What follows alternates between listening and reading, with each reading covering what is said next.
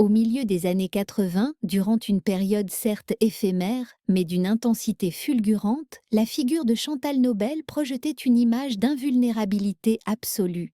Son portrait s'affichait sur tous les supports médiatiques, son patronyme était devenu une véritable référence dans l'industrie, et chaque semaine, des millions de foyers français se rassemblaient religieusement devant leur écran totalement captivés par sa présence. Puis de manière presque instantanée, elle s'est volatilisée de la sphère publique. Il n'y eut nulle tournée d'adieu, nulle controverse tapageuse, nulle tentative de réapparition orchestrée. Seul un silence opaque et total s'installa à sa place. Or, dissimulée derrière cette absence assourdissante, se trame une histoire dont la nature tragique et complexe dépasse de loin tout ce que le grand public aurait pu concevoir. Pour comprendre l'ampleur de la chute, il est impératif d'analyser la trajectoire de sa carrière, une ascension méticuleusement bâtie sur la durée qui a culminé en une explosion de notoriété soudaine et spectaculaire. L'accession de Chantal Nobel au statut de vedette ne doit absolument rien au hasard. Sa renommée n'a jamais été le fruit d'un succès éphémère ou d'une popularité fabriquée du jour au lendemain. Longtemps, avant que son nom soit irrémédiablement associé au triomphe de Château-Vallon, elle était avant tout une comédienne rigoureuse, une artisane de la scène qui a consacré de longues années à forger sa légitimité professionnelle étape par étape avec une discipline de fer. Née sous le nom de Chantal Bonneau, c'est dans la ville de Rouen qu'elle a passé ses années formatrices. Cette période fut marquée par un traumatisme fondateur qui, de manière souterraine, allait profondément influencer le cours de son existence tout entière. À l'âge de seulement 8 ans, elle fut confrontée à la perte de son père, une fracture existentielle qui l'a propulsée prématurément dans une maturité émotionnelle imposée par les circonstances. Quelques années plus tard, sa mère épousa en secondes noces Bernard Loisel, un pharmacien qui a su restaurer une forme d'équilibre et de sécurité matérielle au sein du foyer. Toutefois, le vide affectif laissé par la disparition de son père biologique demeurait une cicatrice indélébile. Dans ce contexte, la vocation de comédienne a transcendé la simple ambition professionnelle pour devenir un véritable sanctuaire, un exutoire où les émotions brutes pouvaient être canalisées, métamorphosées et finalement investies d'une signification nouvelle. Elle s'engagea alors dans un apprentissage théâtral des plus stricts au sein du prestigieux conservatoire de Rouen. Là, elle fut placée sous la tutelle de Jean Chevrin, un maître d'art dramatique réputé dont la pédagogie était fondée sur une exigence inflexible bien plus que sur une quelconque complaisance. C'est au cours de cette période de formation intense qu'elle a commencé à façonner son identité publique, jouant d'abord sous son patronyme de naissance. Elle a ensuite tenté une brève incursion sous le pseudonyme de Jackie Nobel, avant d'opter définitivement pour Chantal Nobel, un choix mûrement réfléchi qui incarnait pour elle l'élégance et la pérennité. Cette démarche ne relevait en rien d'une stratégie publicitaire visant à se réinventer, mais bien de l'édification méthodique d'une véritable personnalité artistique et professionnelle. Son objectif n'était pas la célébrité éphémère, mais bien l'établissement d'une carrière pérenne. Et c'est sur les planches du théâtre et non sur le petit écran qu'elle a connu sa première consécration significative et révélatrice. Alors qu'elle n'avait que 20 ans, elle décrocha un rôle dans Boing Boing, une pièce de boulevard qui compte parmi les plus grands succès comiques de l'histoire du théâtre français. Ce rôle exigeait une maîtrise impeccable du rythme, une endurance à toute épreuve et une précision d'horloger. Le tempo de la pièce était effréné, les répliques fusaient sans interruption, et l'audience impitoyable sanctionnait la moindre défaillance. Face à ce défi de taille, Chantal Nobel a non seulement tenu sa place, mais elle a brillé. Cette expérience théâtrale fut absolument fondamentale, car elle a ciselé son style de jeu, une présence scénique caractérisée par la retenue, l'intelligence et une absence totale d'excès. C'est là qu'elle a perfectionné l'art subtil de captiver un public sans jamais avoir à imposer sa présence. Par la suite, les opportunités au cinéma se sont présentées de manière graduelle. Elle a tourné dans des films comme La Main Noire et d'autres productions qui ne l'ont pas immédiatement rendue célèbre. Ces expériences ont cependant accompli une mission bien plus fondamentale, elles ont solidement établi sa réputation de comédienne fiable sur laquelle on pouvait compter. Les metteurs en scène savaient qu'ils pouvaient se fier à son sérieux et à son talent, et les directeurs de casting inscrivirent durablement son nom dans leur registre.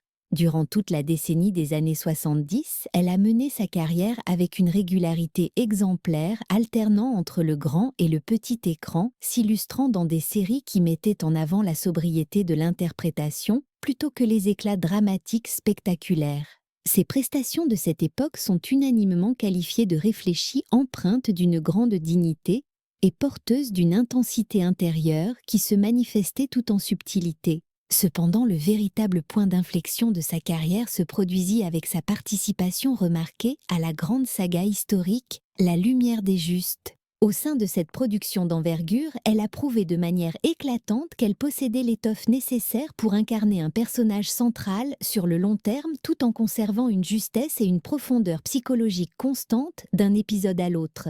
Cette performance remarquable l'a définitivement propulsée sur une nouvelle orbite professionnelle, la positionnant désormais comme une candidate sérieuse pour des projets de tout premier plan. Au seuil des années 80, le regard de l'industrie sur elle avait radicalement changé. Les producteurs ne la percevaient plus comme un second rôle de qualité, mais bel et bien comme une tête d'affiche en puissance. L'opportunité de ce premier rôle majeur se concrétisa avec Château Vallon, une série qui, dès son lancement, fut présentée comme la réplique française aux grandes sagas américaines de pouvoir et de dynastie familiale. Toutefois, au-delà de l'intrigue complexe et des nombreux rebondissements, le véritable pilier sur lequel reposait toute la structure narrative était le personnage central de Florence Berg. L'interprétation livrée par Chantal Nobel s'est avérée saisissante, précisément parce qu'elle brisait tous les stéréotypes attendus pour un rôle féminin de cette importance. Son personnage n'était ni un simple faire-valoir esthétique, ni une figure subissant passivement les événements. Bien au contraire, Florence Berg se révélait être une femme stratège mue par une ambition de fer, dotée d'une maîtrise émotionnelle impressionnante et manifestement aux commandes de sa propre destinée. Dans le paysage audiovisuel français de l'époque où de telles figures féminines puissantes étaient d'une rareté absolue, le personnage de Florence Berg est apparu comme une force à la fois résolument moderne, profondément déstabilisante et irrésistiblement magnétique. Le triomphe fut instantané et massif. Les chiffres d'audience atteignirent des sommets vertigineux et même la musique du générique interprétée par Herbert Léonard s'est gravée dans la mémoire collective, devenant un élément indissociable de l'identité de la série. À 37 ans, Chantal Nobel parvenait ainsi à l'apogée de sa carrière un niveau de consécration que très peu de comédiens ont le privilège d'expérimenter au cours de leur vie professionnelle. Elle incarnait un rôle qui définissait toute une génération et qui semblait lui garantir une pérennité incontestable dans le métier. De nouvelles propositions de projets affluaient en permanence et sa position au sein de l'industrie paraissait tout à fait inébranlable. Absolument rien à ce moment-là ne laissait augurer que cette formidable ascension allait être brutalement stoppée net. Nul signe précurseur, nulle annonce de pause ou de retrait, pas le moindre indice de lassitude ou d'épuisement ne transparaissait. C'est justement cette absence totale d'avertissement qui rend les événements suivants si profondément tragiques, car l'anéantissement de sa carrière ne fut en aucun cas le résultat d'un lent et prévisible déclin. Tout s'est joué en l'espace d'une unique et funeste nuit dans l'intervalle entre une prestation télévisuelle sous les feux des projecteurs et un obscur tronçon de route départementale dont quasiment personne ne connaissait l'existence. Cette nuit fatidique, celle où l'existence tout entière de Chantal Nobel a irrémédiablement basculé dans le drame, n'avait pourtant pas débuté sous le signe du péril ou de la moindre menace. Bien au contraire, elle avait commencé dans le cadre tout à fait ordinaire de la routine professionnelle, simplement rythmée par les obligations médiatiques et portée par la dynamique alors implacable de son immense succès. Ce samedi après-midi du 27 avril, Chantal Nobel n'était engagée sur aucune scène de production cinématographique, ni ne participait à la moindre session de travail artistique. Sa présence était requise à Manicourt, où elle avait été conviée à une manifestation de sport automobile, orchestrée par le comédien Moustache par l'intermédiaire de son écurie le Star Racing Team. L'ambiance qui y régnait était empreinte d'une convivialité manifeste, une atmosphère presque récréative loin des pressions du monde du spectacle. Lors des séances d'essai, les personnalités invitées se succédaient aux commandes d'un véhicule unique dans un exercice sans la moindre prise de risque, parfaitement organisé et qui ne laissait en rien présager la tragédie qui allait se nouer quelques heures plus tard. Il était initialement dans les intentions de Chantal de se rendre de nouveau sur le circuit le jour suivant afin d'être spectatrice de la compétition principale. Aucune contrainte de temps ne semblait peser sur elle, mais les impératifs de son programme pour la soirée allaient finalement modifier radicalement ses plans. À la fin de cette journée, elle prit place à bord d'un aéronef qui décolla de l'aérodrome local pour la ramener vers la capitale Paris. Elle était attendue sur le plateau de Champs-Élysées, l'une des émissions télévisuelles les plus suivies de France dirigée par l'animateur Michel Drucker. Son apparition à l'écran se déroula avec une aisance remarquable et sans le moindre incident. Son attitude était calme, empreinte d'une grande assurance, et elle paraissait parfaitement sereine. Les millions de téléspectateurs ont ainsi pu voir l'image d'une femme au contrôle absolu de sa trajectoire et de son immense popularité. Avec le recul, le visionnage de cette émission est devenu une épreuve particulièrement pénible et poignante. Non pas en raison des paroles qui y furent prononcées, mais parce que ces images immortalisent pour l'éternité le dernier moment public où Chantal Nobel est apparue au faîte de sa gloire et de sa vitalité. Suite à sa participation télévisuelle aux environs de minuit, ses pas croisèrent à nouveau ceux de Sacha Distel. Il est essentiel de noter qu'elle bénéficiait ce soir-là des services de son propre chauffeur attitré. C'est un point de détail qui, dans la lumière crue des événements ultérieurs, allait acquérir une signification dramatique et capitale. On rapporte que Distel aurait manifesté une certaine réticence au départ, parfaitement conscient qu'elle disposait déjà d'un moyen de transport sécurisé. Il finit néanmoins par consentir à la raccompagner. Le départ ne fut marqué par aucune précipitation, aucune tension perceptible. Il s'agissait simplement de deux célébrités bien connues du public quittant la capitale à bord d'une automobile de grosse cylindrée pour mettre le cap vers le sud. Vers 3h20 du matin, leur véhicule pénétra dans les limites du village de Maltaverne, un modeste hameau rattaché à la commune de Tracy-sur-Loire. La route qu'ils empruntaient correspondait au tracé de l'ancienne nationale 7, une voie dont la réputation auprès des riverains était entachée par l'étroitesse de sa chaussée et la dangerosité de ses virages successifs. Au cours de cette nuit fatidique, la surface de la route était devenue un véritable piège en raison de l'humidité ambiante. La condensation présente sur le bitume, alliée à la nature glissante des marquages au sol en plastique, une norme à cette époque créait des conditions de conduite exécrables où la moindre erreur de jugement pouvait se muer en une catastrophe irréversible. En abordant une courbe particulièrement prononcée, la Porsche échappa soudainement à la maîtrise de son conducteur. L'automobile partie en dérapage effectua une violente rotation sur elle-même avant de terminer sa course en s'encastrant avec une force inouïe contre un poteau de béton.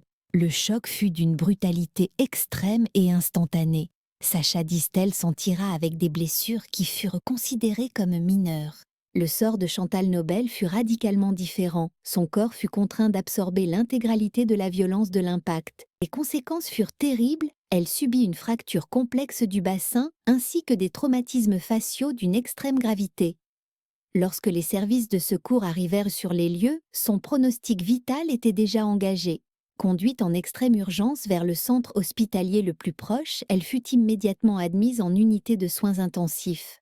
Le corps médical prit la décision de la plonger dans un coma artificiel alors que les œdèmes cérébraux et les hémorragies internes faisaient peser une menace imminente sur sa vie. Durant 40 interminables jours, elle demeura dans un état d'inconscience totale. Pendant cette longue et angoissante attente, la nation entière retenait son souffle, se perdait en conjectures et espérait. Les manchettes des journaux ne cessaient de relater l'affaire. L'absence d'informations officielles laissait le champ libre aux rumeurs les plus folles. Cependant, derrière les murs de l'établissement de santé, la situation était d'une réalité froide et implacable. La question de sa survie restait une inconnue totale et l'éventualité d'une récupération si tentée qu'elle ait lieu s'annonçait d'ores et déjà très partielle. Les événements qui suivirent ne firent qu'ajouter une couche de douleur et d'indignité à ce drame. Tandis que Chantal reposait inerte et incapable de s'exprimer ou de se défendre des journalistes, parvinrent à déjouer la surveillance de l'hôpital. Des clichés photographiques furent réalisés à son insu au sein même de sa chambre. Des images de son corps meurtri furent ensuite diffusées sans scrupule dans la presse à scandale. Cette violation de l'intimité fut d'une telle gravité qu'elle mena à un tournant dans le droit français avec une décision de justice majeure établissant que les chambres d'hôpital devaient être considérées comme des espaces relevant de la sphère privée. Cette avancée juridique fondamentale sera dès lors désignée sous le nom de jurisprudence Chantal-Nobel, une protection légale qui fut malheureusement acquise au prix d'un préjudice personnel incommensurable. Lorsqu'elle émergea enfin de son long coma, la pleine mesure des séquelles apparut de manière crue et irréfutable. Elle était désormais affectée d'un handicap permanent avec un taux d'invalidité officiellement évalué à 80%. Chaque déplacement exigerait dorénavant une assistance. Son autonomie serait à jamais restreinte et sa carrière de comédienne, du moins sous la forme qu'elle avait connue au sommet de sa gloire, était devenue une impossibilité absolue. Des poursuites judiciaires furent logiquement engagées. Chantal Nobel déposa une plainte formelle contre Sacha Distel pour le chef d'accusation de blessures involontaires. Leurs récits respectifs des circonstances de l'accident présentaient des divergences notables. L'artiste affirmait avoir maintenu une conduite prudente et adaptée.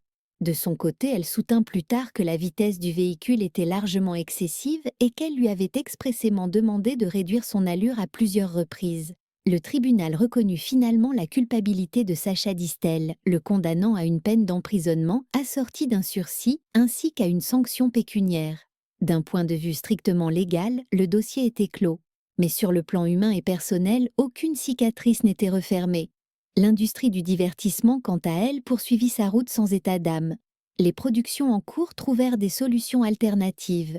Les scripts furent entièrement remaniés. La série à succès Château-Vallon continua sa diffusion sans son actrice principale, mais il était évident que l'âme du programme s'était éteinte avec son départ forcé. Ainsi Chantal Nobel, qui était autrefois considérée comme une figure incontournable, se vit effacée du paysage médiatique non par une décision personnelle ou un déclin de sa popularité, mais parce qu'une seule et unique nuit avait anéanti de manière irrévocable un futur que chacun lui croyait promis.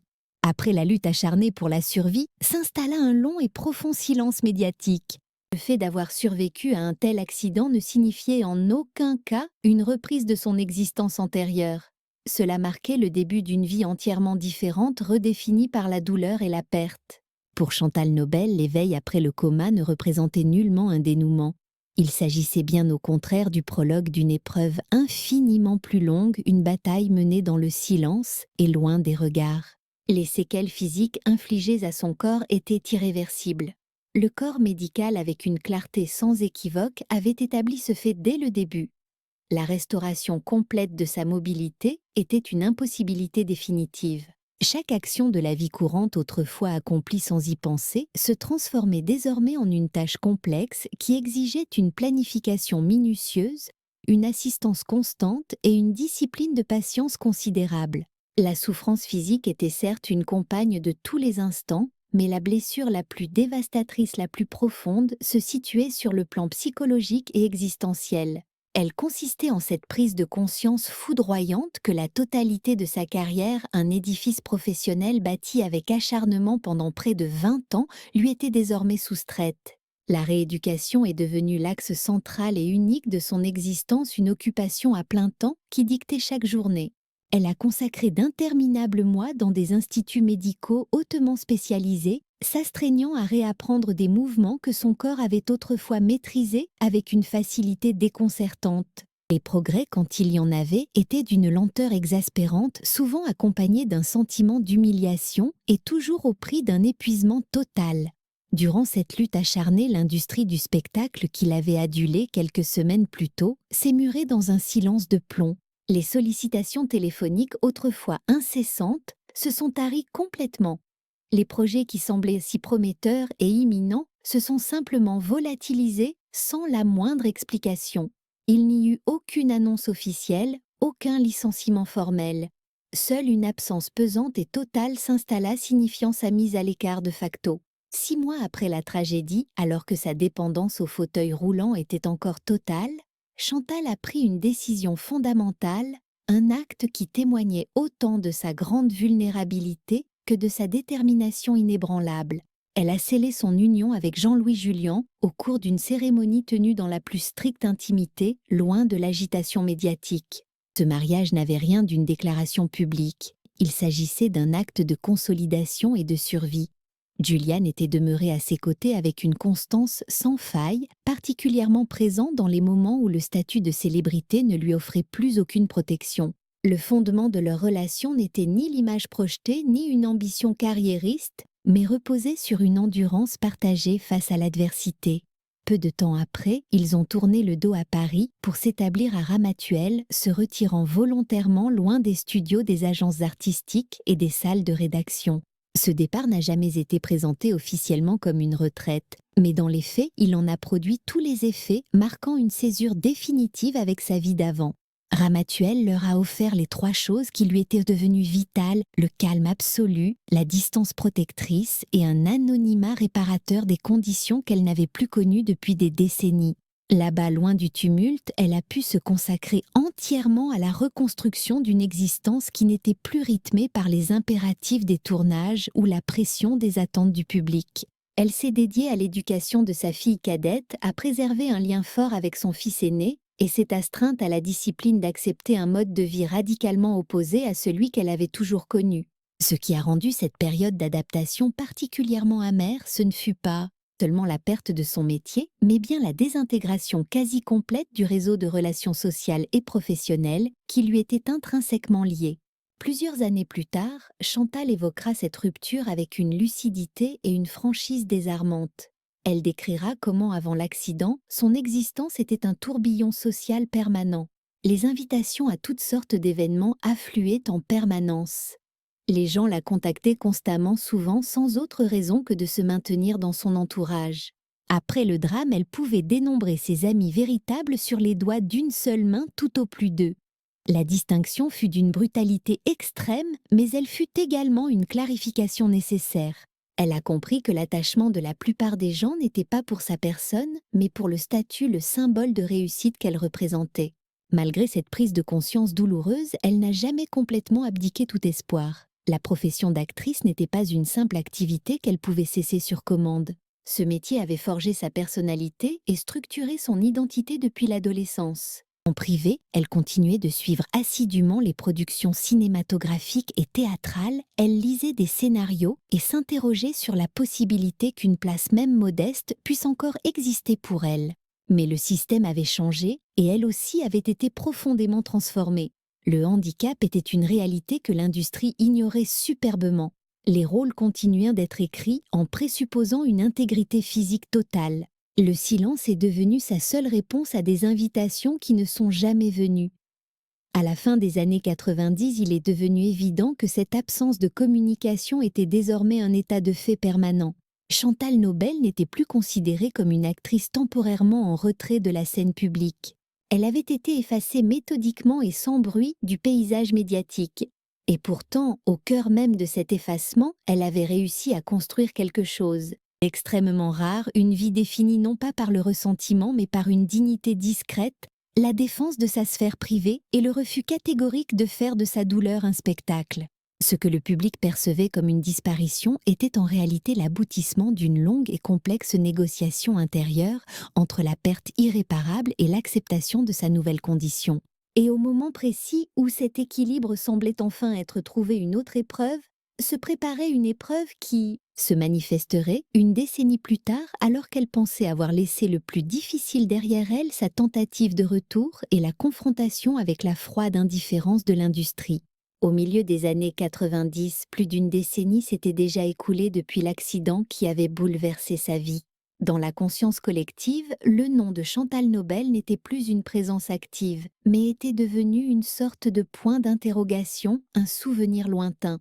Le public se souvenait de son visage, du timbre de sa voix, de l'autorité naturelle qu'elle projetait à l'écran, mais une infime minorité seulement savait ce qu'elle était devenue. Ce long silence fut finalement et de manière spectaculaire rompu lorsqu'elle consentit à participer à l'émission Studio Gabriel, invitée une nouvelle fois par Michel Drucker. La charge symbolique de cette invitation était exceptionnellement puissante. L'animateur, qui l'avait reçu quelques heures seulement avant que sa vie ne s'effondre, lui offrait maintenant une tribune pour reprendre la parole publiquement. Lorsqu'elle fit son entrée sur le plateau, l'atmosphère de l'émission se modifia instantanément. Elle progressait avec une lenteur calculée, son corps prenant appui sur une canne visiblement transformée par l'épreuve, mais indubitablement elle-même portant en elle la même force tranquille. Le public n'a pas vu une étoile déchue cherchant la compassion, il a vu une femme qui avait enduré l'irréversible et qui se tenait debout. Il n'y eut aucune tentative de la part de quiconque pour atténuer la réalité de sa condition. Chantal Nobel ne sollicita à aucun moment la pitié et refusa avec fermeté de se poser en victime, faisant preuve d'une dignité remarquable. Son élocution était empreinte d'un calme et d'une précision remarquables, le fruit manifeste d'années consacrées à l'apprentissage méthodique d'une coexistence avec une situation devenue irréversible. Au fil de cette conversation, elle a mis des mots sur une vérité crue, une réalité que d'innombrables artistes meurtris par la vie subissent en silence sans jamais oser la verbaliser publiquement. Du précédemment à l'accident, a-t-elle expliqué avec une grande clarté, mon existence était d'une richesse foisonnante et complète. Les amis, les collaborateurs professionnels, les sollicitations de toutes sortes, les appels téléphoniques, tout cela constituait un flux continu et absolument spontané. Par la suite, cet édifice social et professionnel s'est complètement désintégré comme pulvérisé. Le cercle restreint de personnes qui sont demeurées à ses côtés pouvait se compter sur les doigts d'une main, non pas à cause d'un rejet de sa part, mais bien en raison de l'évanouissement discret et progressif de la grande majorité. L'industrie du spectacle, laissait-elle comprendre de manière implicite, se trouvait dans une impasse totale face à une personne qui ne satisfaisait plus aux normes physiques et esthétiques qu'elle impose de manière rigide et pragmatique. Au moment où la discussion s'est orientée vers sa carrière d'actrice, une tension palpable s'est immédiatement installée dans l'atmosphère. C'était la question fondamentale que chacun retenait, celle que personne n'osait formuler de front. Le désir de jouer un rôle de performeur était-il toujours présent en elle? Sa réplique fusa instantanée et dénuée de la moindre équivoque. Un oui catégorique. Elle a simplement précisé qu'elle se tenait prête dans un état d'attente active. Si un metteur en scène manifestait le désir de travailler avec elle, elle répondrait présente, quitte à se présenter sur le plateau en s'aidant d'une canne.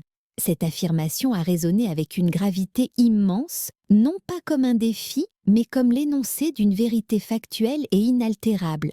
La réaction de l'auditoire fut une vague d'applaudissements nourris. Par la suite, un flot de lettres et de courriers a suivi. Les personnes qui avaient suivi l'émission ont manifesté leur profonde admiration, leur état de choc, mais aussi leur soutien inconditionnel. L'espace d'un très court instant, on aurait pu croire qu'une opportunité allait enfin se présenter. D'un point de vue extérieur, tous les éléments semblaient objectivement alignés pour un retour. Son esprit demeurait aussi vif qu'auparavant, son éloquence était intacte et sa présence émotionnelle restait indéniable. Sa condition physique n'avait en rien altéré l'étendue de son talent, mais la réponse cruciale, celle qui devait émaner du milieu professionnel, ne s'est jamais matérialisée. Absolument aucune proposition concrète ne lui est parvenue. Pas le moindre appel pour un casting, pas la moindre réunion pour explorer une possibilité, pas même l'offre d'un rôle symbolique.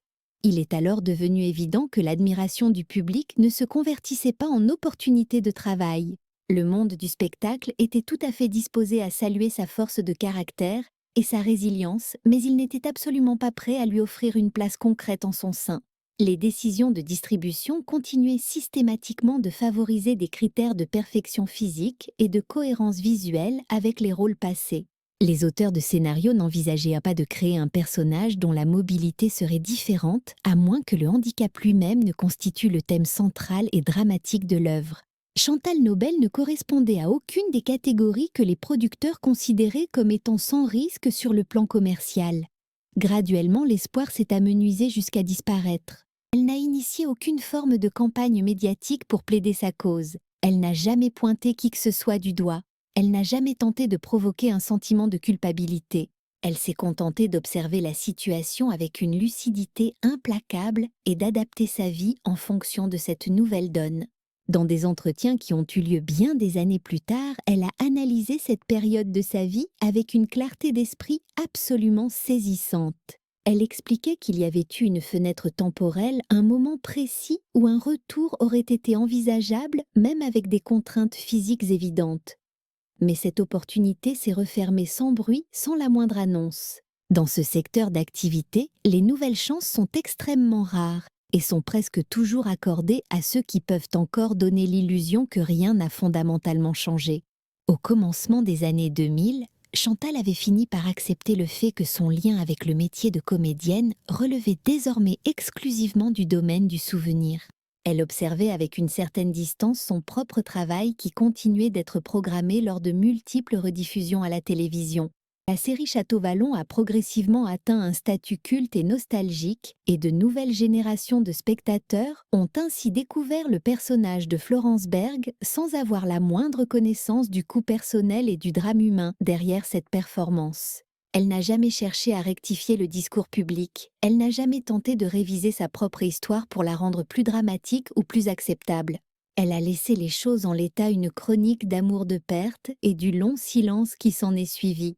Lorsque Chantal Nobel a franchi le cap de ses 60 ans, le cours de son existence s'était non seulement stabilisé, mais avait aussi trouvé une forme de quiétude. Elle avait cessé de vivre dans l'expectative d'un retour improbable à sa carrière d'actrice.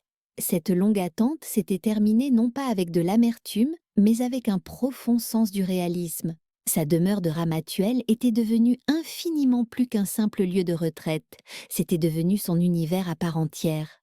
À l'écart de l'agitation des plateaux de tournage et des exigences de la télévision, son quotidien s'articulait désormais autour de son cercle familial de routines établies et des contraintes physiques qu'elle avait appris à intégrer à sa vie sans aucune trace de ressentiment. Son union avec Jean-Louis Julien a constitué la colonne vertébrale de toute cette nouvelle phase de sa vie. Le fait qu'il n'ait aucun lien avec l'industrie du divertissement représentait une distance qui s'est avérée fondamentale pour son équilibre.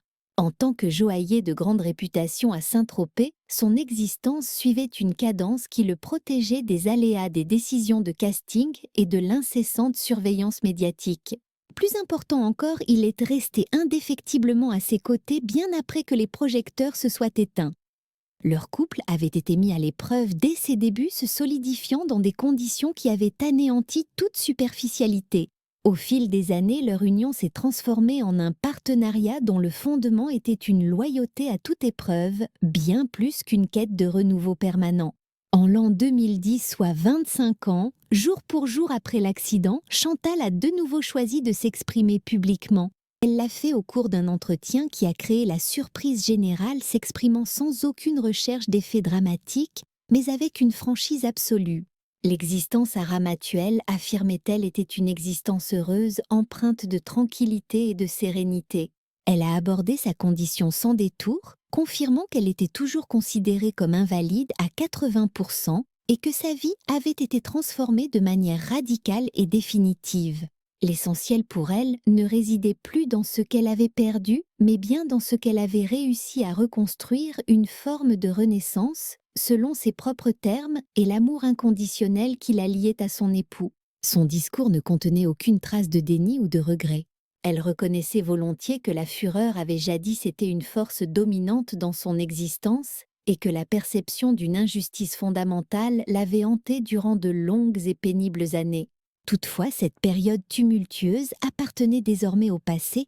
Elle avait pris la décision consciente et délibérée de la reléguer derrière elle comme un chapitre clos.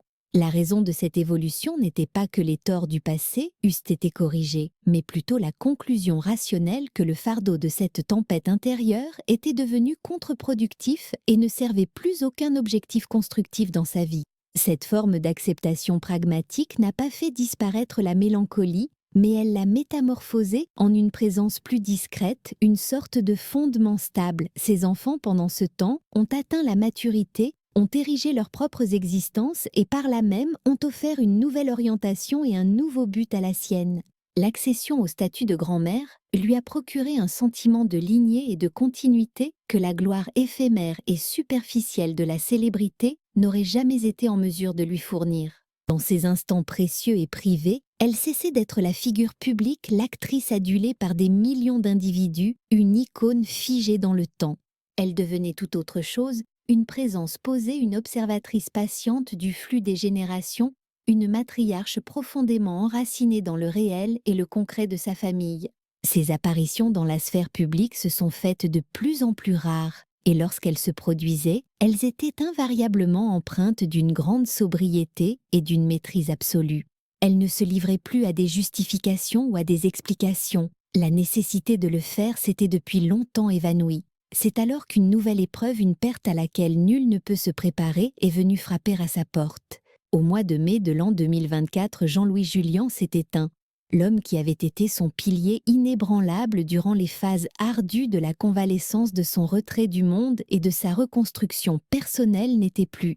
Son décès a provoqué une fracture existentielle d'une immense profondeur, réveillant des blessures qu'elle pensait avoir méticuleusement et définitivement cicatrisées au fil des décennies. En raison de sa condition physique précaire, il fut impossible pour Chantal d'assister aux obsèques. Cette absence ne relevait pas du symbole ou du choix, elle était une contrainte factuelle et implacable. Elle était d'ordre physique, une impossibilité matérielle d'une cruauté profonde, un dernier drame silencieux dont toute la portée n'a jamais été publiquement articulée. Avec le passage inexorable du temps, l'histoire complexe de Chantal Nobel a été progressivement simplifiée, réduite à un archétype commode, celui d'une actrice au futur éclatant, fauchée par un accident tragique. Une existence irrévocablement altérée, une chronologie des événements que le grand public imagine aisément comprendre dans sa totalité sans en saisir les nuances. Cependant, si l'on entreprend un examen plus rigoureux des faits, ce qui demeure le plus marquant n'est pas tant la séquence des événements connus, mais bien la persistance de zones d'ombre qui n'ont jamais été véritablement élucidées. Sur le plan officiel, l'affaire de l'accident a été classée. Le système judiciaire a rendu sa décision finale.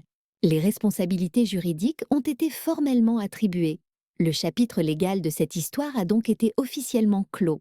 Pourtant même, de nombreuses années après les faits, les personnes qui possédaient une connaissance intime des lieux de la configuration de cette route et des circonstances de l'époque ont toujours perçu un élément troublant, une dissonance dans le récit officiel. Le lieu-dit Malta n'était pas un simple virage anodin. Il s'agissait d'un segment de l'ancienne route nationale, c'est une artère dont la dangerosité était notoire bien avant que le réseau autoroutier moderne ne vienne en détourner la majeure partie du trafic. Des experts en accidentologie qui ont analysé les caractéristiques de cette portion de route ont mis en évidence un ensemble de conditions capables de transformer une erreur de conduite mineure en une issue fatale. Et en toile de fond de ce dossier, une remarque formulée par un gendarme sur les lieux est restée comme en suspens, une note non résolue. La totalité des faits concernant cette nuit tragique n'avait pas été révélée. Aucune investigation complémentaire n'a jamais été diligentée par la suite. Pas le moindre élément nouveau n'a fait surface. Les questions en suspens ne se sont jamais cristallisées en un scandale public, mais ont simplement laissé derrière elles la sensation d'un vide, d'une histoire incomplète. La vitesse excessive constituait-elle réellement l'unique variable déterminante de cet accident? Les conditions de circulation et l'état de la chaussée ont-ils été gravement sous-évalués dans l'analyse? Ou bien la vérité dans toute sa complexité est-elle simplement devenue une chose encombrante et inopportune, une fois que l'attention médiatique s'était déplacée vers d'autres sujets? Ces interrogations fondamentales n'ont jamais fait l'objet d'une enquête publique approfondie, et il est à noter que Chantal Nobel elle-même n'a pas fondé la suite de son existence sur la quête de réponse à ces questions. Elle a assumé et porté les conséquences tangibles des événements et non les hypothèses qui les entouraient. La suite de son parcours est tout aussi significative sur le plan systémique. Son retrait des écrans ne fut pas brutal parce qu'elle aurait pris la décision personnelle de disparaître de la vie publique. Il le fut parce que l'industrie du cinéma et de la télévision n'a pas su ou n'a pas voulu aménager un espace pour permettre son retour dans de nouvelles conditions.